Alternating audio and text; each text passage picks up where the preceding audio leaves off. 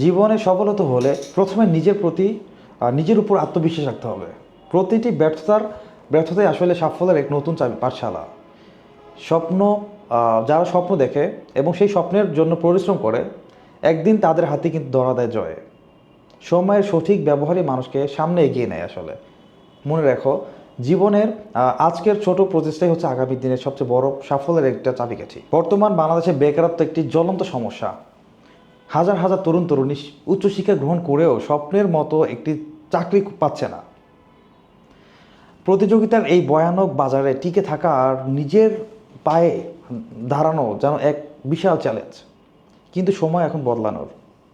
এখন সময় শুধুমাত্র চাকরির পিছনে ছুটে থাকা নয়, একজন উদ্যোক্তা অথবা নিজেকে একজন উদ্যোক্তা হিসেবে গড়ে তোলা। এই সময়ে নগরে একটি বিশাল সুযোগ নিয়ে এসেছে।